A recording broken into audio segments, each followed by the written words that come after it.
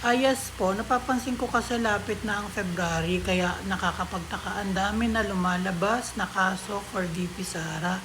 Grabe, pati pare napasama. Sana ma-call out yung paring yun. Grabe sila.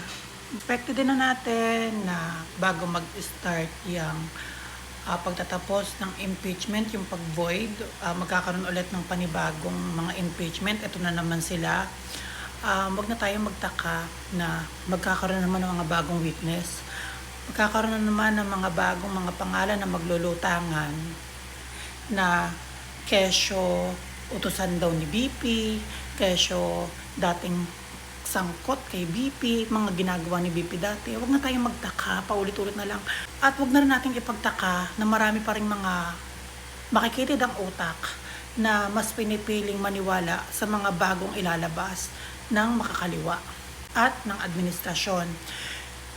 Sa paulit-ulit na maglalabas sila ng mga bagong imbento, ng mga kwento against kay BP Sara, ito na naman ang mga mabilis makapaniwala na ay ganun pala, ay kaya pala. Ayan na naman sila. Mabilis mauto, mabilis maniwala. Kaya yung utak nila litong-lito na kung ano talagang paniniwalaan.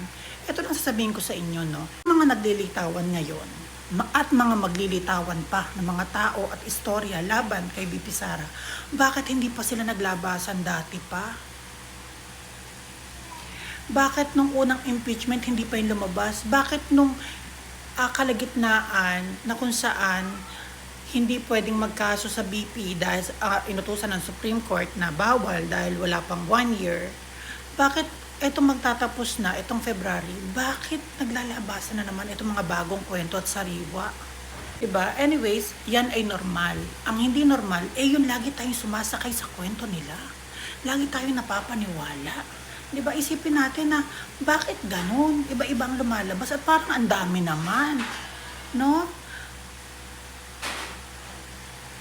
At hindi tayo magsasawang ipaulit at ipaalala sa mga tao na maging mapanuri sa mga naririnig, sa mga nababasa. Huwag tayong parang syungak na laging naniniwala sa kung ano makita ng mga mata natin ang nilathala sa atin. No? Tignan nyo na bakit ngayon lang ulit maglalabasan yung mga yan kung kailan magfe-February na at pwede na ulit mag-file ng impeachment. At bakit hindi sila lumabas noong nakaraan? Diba?